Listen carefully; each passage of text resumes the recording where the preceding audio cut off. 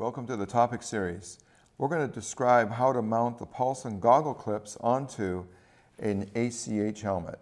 It'll work both on ACH and on the Pasket style helmets, but today we'll just show it this way.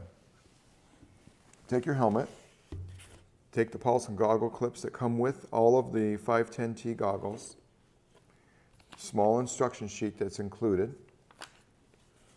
Place the goggle clip so that it is mounted with this portion to the outside and up on the helmet and about this width.